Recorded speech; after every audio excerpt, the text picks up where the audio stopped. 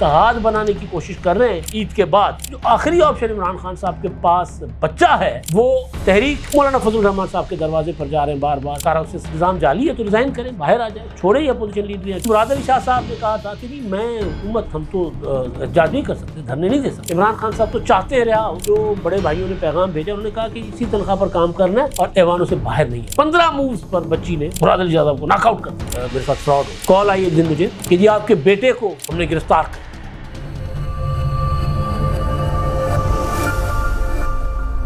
السلام علیکم, میں امداد سن رہا ہوں. عمران خان صاحب کے پاس ایک آپشن بچا ہے. کیا عمران خان صاحب وہ آپشن استعمال کریں گے اور کیا عید کے بعد عمران خان صاحب اس آپشن کی طرف جائیں گے یا نہیں جائیں گے؟ ایک تو اس پر بات ہوگی, دوسرا کچھ اور ڈیولپمنٹس. وزیر اعلیٰ مراد علی شاہ صاحب کو ہوئی ہے شکست, اور وہ بھی سخت ترین شکست, اور طلعت حسین صاحب جو ہے وہ ہو گئے آف ایئر. کیوں ہوئے ہیں, کس طرح ہوئے ہیں اور کیسے خبر آئی ہے سامنے, اس پر بات ہوگی. اور وزیر اعظم شہباز شریف صاحب نے بڑا ریلیف دیا ہے لوگوں کو, اور وہ ریلیف لوگوں تک پہنچے گا یا نہیں پہنچے گا, یہ بھی ایک اہم سوال ہے. اور معاملہ ایک اور ہے جس کا سب کو سامنا ہے, سب فیس کر رہے ہیں, وہ ہے فراڈ. روزانہ کی بنیادوں پر لوگوں سے فراڈ ہو رہا ہے. اب ان کا بھی آہستہ آہستہ بندوبست کیا جا رہا ہے, تو وہ بندوبست کامیاب ہوگا یا نہیں ہوگا, ان سارے معاملات پر بات کروں گا میں. اور آغاز جو ہے وہ عمران خان صاحب سے کر لیتے ہیں. عمران خان صاحب نے ایک آرٹیکل لکھا. آرٹیکل میں انہوں نے ٹرمپ کو ترلا منت کیا, آرمی چیف کو منتیں کی ہیں, اور ساتھ ساتھ عمران خان صاحب جو ہے وہ ایک اتحاد بنانے کی کوشش کر رہے ہیں کہ تحریک چلائی جائے عید کے بعد. لیکن تحریک چلنے سے پہلے, اتحاد بننے سے پہلے چیزیں سامنے آ گئی ہیں کہ کوئی بھی تحریک انصاف کے ساتھ چلنے کو تیار نہیں ہے. مولانا فضل الرحمان صاحب نہیں چلنے کو تیار. میں کئی بار یہ گزارش کر چکا ہوا ہوں کہ 26ویں آئینی ترمیم کے خلاف مولانا فضل الرحمان صاحب کیسے تحریک چلائیں گے. مولانا فضل الرحمان صاحب کا کلیدی کردار تھا 26ویں آئینی ترمیم کی منظوری میں. مولانا صاحب اگر نہ ہوتے تو 26ویں آئینی ترمیم حکومت نہیں کر سکتی تھی. اب جب یہ آئینی بینچ 13 رکنی آئینی بینچ اگر مخصوص نشستوں کے معاملے کو لے کر بیٹھے گا اور پھر مخصوص نشستیں حکومت کے حوالے ہو گئی, تو پھر ممکن ہے کہ حکومت اپنے بل بوتے پر ایک اور ترمیم کر لے آئین میں. لیکن اس وقت حکومت کے لیے ممکن نہیں تھا, کیونکہ جسٹس منصور علی شاہ صاحب کا لکھا ہوا فیصلہ جو ہے وہ حکومت کے پاؤں کی بیڑیاں بن گیا تھا. حکومت مجبور تھی. پی ٹی آئی کو ساتھ ملانے کی کوشش کی حکومت نے, مولانا فضل الرحمان صاحب کو ساتھ ملایا. تو 26ویں آئینی ترمیم مولانا فضل الرحمان صاحب کی مرضی اور منشا سے ہوئی. اب تو اعلان کر دیا گیا کہ جی ہم نے نہیں عمران خان صاحب کا ساتھ دینا. محمود خان اچکزئی صاحب نے کہا ہے کہ جی استعفے دیں اور باہر آ جائیں, اس کے علاوہ کوئی آپشن نہیں ہے. تو اب جو آخری آپشن عمران خان صاحب کے پاس بچہ ہے وہ تحریک, اور اگر تحریک نہیں اٹھ پاتی, وہ جو اتحاد عمران خان صاحب بنا کر اپنی رہائی کے لیے کوششیں کر رہے ہیں, سندھ جا رہے ہیں, جی ڈی اے والوں سے ملاقات, پیر صاحب پگاڑا سے ملاقات, محمود خان اچکزئی صاحب کو ساتھ لیے پھرتے ہیں, مولانا فضل الرحمان صاحب کے دروازے پر جا رہے ہیں بار بار, کے پی کے سیاستدان بلوچستان کے سیاستدانوں کے ساتھ مل کر کچھ نہ کچھ پکانے کی کوشش کر رہے ہیں, لیکن رزلٹ ابھی تک زیرو ہے. سیاست میں کبھی کبھی انہونیاں ہو جاتی ہیں, ناممکنات جو ہے وہ نہیں, ممکنات کا کھیل ہے سیاست. تو ممکن ہے کہ کل کو عید کے بعد کوئی ایسا ماحول بن جائے کہ تحریک چل پڑے اور وہ تحریک عمران خان صاحب کی رہائی کا سبب بنے, لیکن ابھی تک ایسا کچھ نظر نہیں آ رہا. تو اب عمران خان صاحب کو محمود خان اچکزئی صاحب نے جو مشورہ دیا کچھ دن پہلے کہ آپ کہتے ہیں کہ جی یہ سارا نظام جعلی ہے تو ریزائن کریں, باہر آ جائیں, چھوڑیں یہ اپوزیشن لیڈر, یا چھوڑیں. ظاہر ہے ریزائن کرنے کا مطلب جو ہے وہ صرف یہ تو نہیں ہے قومی اسمبلی سے ریزائن کرنا. اس کا مطلب یہ ہے کہ آپ خیبر پختونخوا کی حکومت بھی چھوڑیں, پھر آئے نا پھر دمادم مست قلندر, تو پھر ایسے ہوتا ہے. یہ نہیں ہو سکتا چوپڑیاں اور وہ بھی دو, اپوزیشن بھی اور حکومت بھی, ایسا نہیں ہوتا. تو آپ یا تو حکومت ہیں یا اپوزیشن ہے. جب تک آپ خیبر پختونخوا کی حکومت میں بیٹھے ہیں, جو اچکزئی صاحب ان کو کہہ رہے ہیں, تب تک آپ تحریک نہیں چلا سکیں گے, کیونکہ ایک حکومت تحریک نہیں چلا سکتی. سندھ میں بہت بڑا بھونچال آیا ہوا ہے, میں کل صبح کے ویلاگ میں اس پر بات کروں گا کہ وہ جو کینالز کے خلاف. اب اس میں مراد علی شاہ صاحب نے کہا تھا کہ جی میں حکومت ہم تو احتجاج نہیں کر سکتے, دھرنے نہیں دے سکتے, ہم تو اپنا جو آئینی فورمز ہیں اس پر ہی بات کر سکتے ہیں, تو وہ کر رہے ہیں. اور انہوں نے کہا تھا کہ ہم کینالز نہیں بننے دیں گے, کینالز نہیں بن رہے, وہ انہوں نے کہا تھا.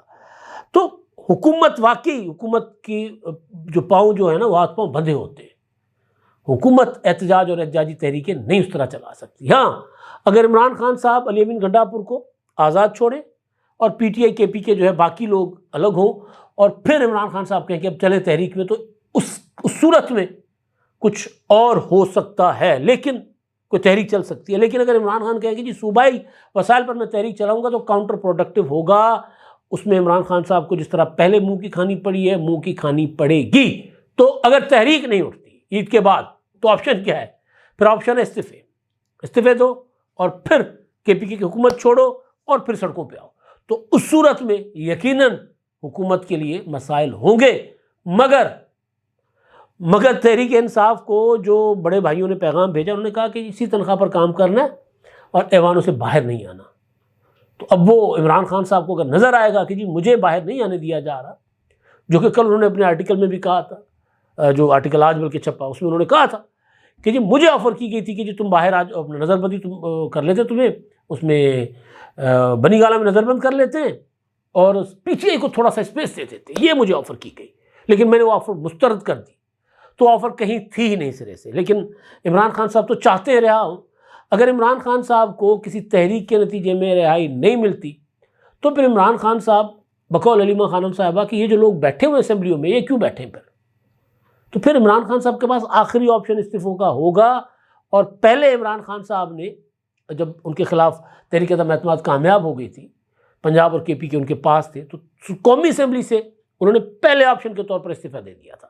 یعنی 10 اپریل کو تحریک عدم اعتماد کامیاب ہو گئی، 11 اپریل کو عمران خان صاحب نے کہا کہ ہم ایوانوں سے نکل جاتے، ریزائن کر دیا۔ کے پی کے اور پنجاب حکومت برقرار رکھی، بعد میں وہ بھی توڑ دی عمران خان صاحب نے۔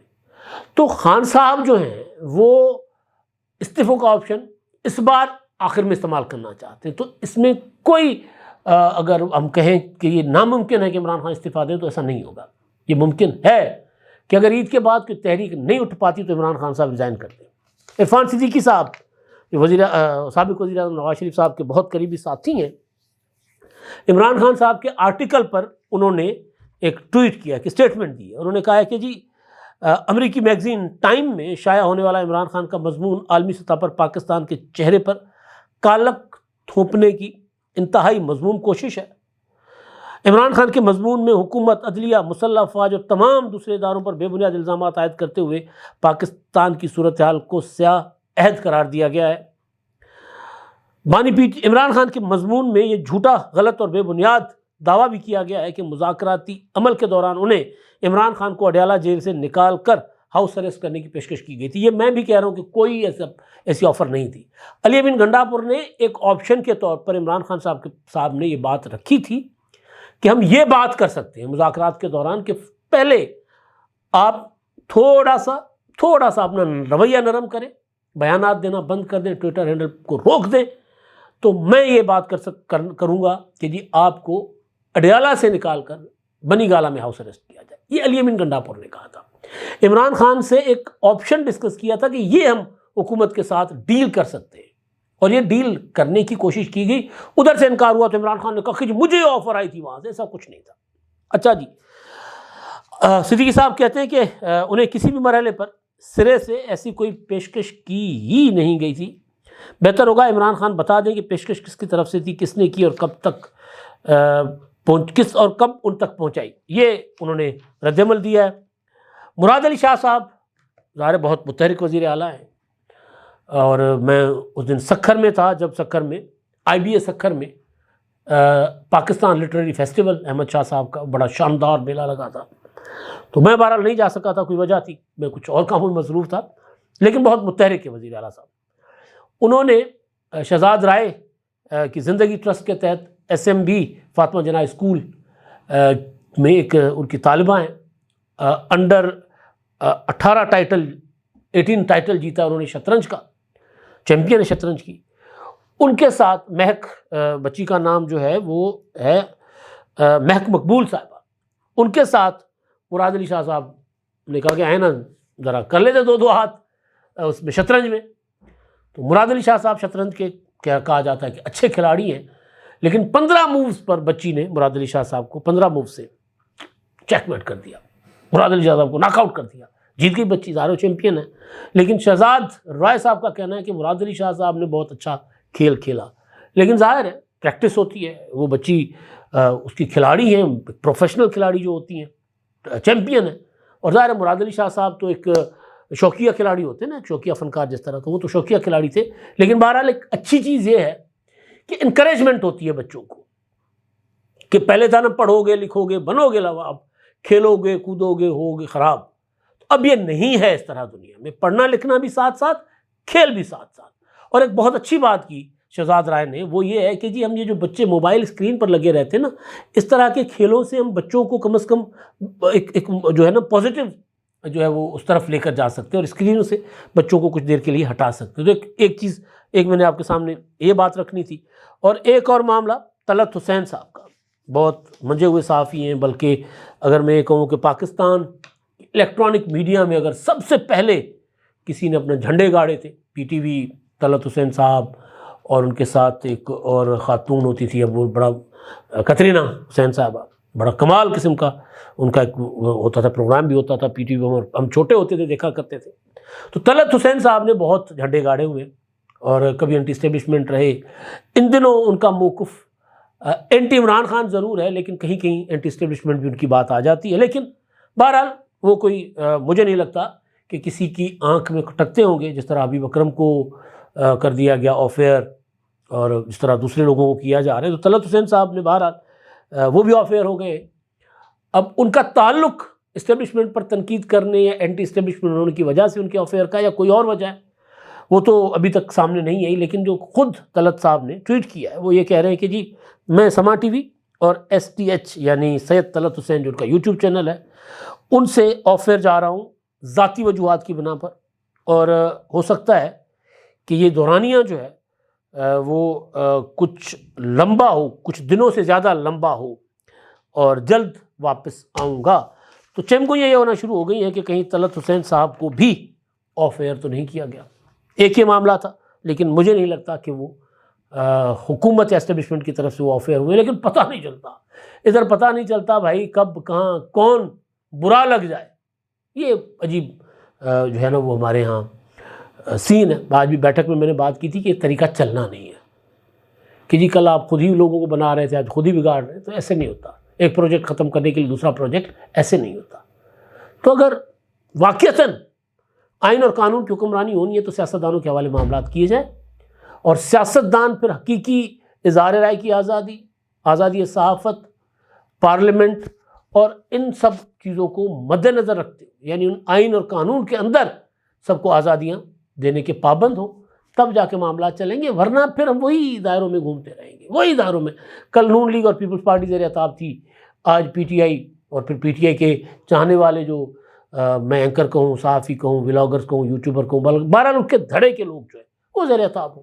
تو یہ کوئی طریقہ نہیں ہے۔ بہرحال ایک اور چیز وزیر اعظم صاحب نے جو اعلان کیا اس سے پہلے ایک اچھا فیصلہ، ایک اچھا کام ہوا ہے۔ میں نے ایک دن سو رہا تھا گھر پہ، تو میرے بیٹے کا دوست ہے، اس نے مجھے فون کیا کہ انکل میرے ساتھ فراڈ ہو گیا۔ میں کیا ہوا؟ اس نے کہا کہ ایسے ایسے نا میری والدہ کو ایک اسکرین شاٹ آیا کہ جی ہم نے آپ کے اکاؤنٹ میں 5 لاکھ یا 10 لاکھ بھیج دیے ہیں، اور ہمارا فلاں مریض جو ہے فلاں ہاسپٹل میں ہے۔ تو انہوں نے بتایا کہ میری والدہ کو کزن کا نام لے کے انہوں نے، تو یہ پیسے آپ ان کو ٹرانسفر کر دیں، اکاؤنٹ نمبر ہے۔ تو کہتے میں نے 5 لاکھ تو تھوڑے تھوڑے کر کے ٹرانسفر کر دیے، کیونکہ کہتے میرے پاس تھا ایکسیس، وہ کر دیے۔ تب جا کر مجھے خیال آیا کہ یار یہ تو پتہ تو کریں کون ہے۔ تو پھر کہتے ہمارے ساتھ اسکیم ہو گیا انکل، اب کچھ کیا جا سکتا ہے؟ میں کہا جی کیا کیا جا سکتا ہے؟ اس طرح کال آئی ایک دن مجھے کہ جی آپ کے بیٹے کو ہم نے گرفتار کر لیا۔ تو میرا بیٹا ابھی کالج یونیورسٹی سے آیا تھا، آ کر کپڑے چینج کرنے کے لیے واش روم میں داخل ہوا تھا، تو میں نے، جس نے مجھے کال کی، میں نے اس کو اچھی خاصی نا اس کی خاطر تواضع کی زبانی، میں نے کہا چل تو جہاں لے کے جانا اس کو لے جا۔ جواب میں اس نے مجھے گالیاں شالیاں دی، فون بند کر کے چلے گئے۔ ایسے فراڈ ہوتے ہیں، ایسے کئی فراڈ ہوتے ہیں۔ تو پھر بے نظیر انکم سپورٹ پروگرام کے نام پر پھر مختلف ٹی وی چینلز جو ہیں وہ پروگرامز کرتے ہیں رمضان کے دوران یا ویسے بھی، ان کے نام پر ڈیجیٹل فراڈ ہوتے ہیں لوگوں کے ساتھ، لوگوں سے لاکھوں روپے بٹورے جاتے ہیں۔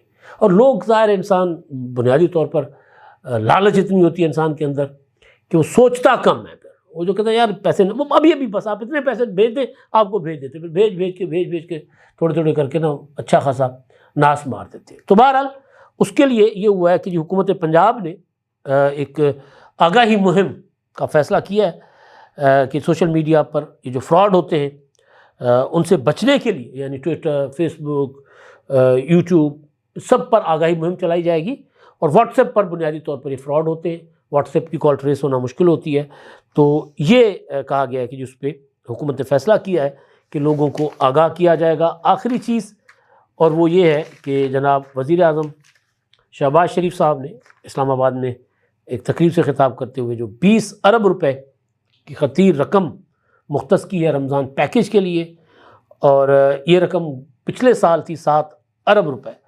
اب دعا کریں کہ یہ رقم جو ہے مستحق لوگوں تک پہنچے۔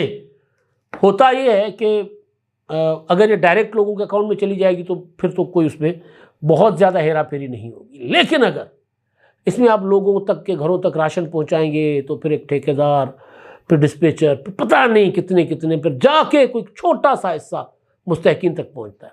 تو بہتر یہی ہے کہ بے نظیر انکم سپورٹ پروگرام کا ڈیٹا حکومت پاکستان کے پاس موجود ہے، اس ڈیٹا کے تحت جو بھی جس کو 5,000 10,000 15,000 جو بھی فی خاندان کو دینا ہے یا فی اکاؤنٹ ہولڈر کو دینا ہے بے نظیر انکم سپورٹ پروگرام کے، تو اس کے اکاؤنٹ میں ٹرانسفر کر دیں تاکہ ڈائریکٹ لوگوں کو یہ سبسڈی ملے۔ ادروائز پھر لوٹ پڑتی ہے، پھر سیاسی لوگوں کو بھی نوازا جاتا ہے، پھر جو افسر تقسیم کرتے ہیں وہ اپنے گھروں کو بھی لے جاتے ہیں۔ اب تک کے لیے اتنا ہی، اللہ حافظ۔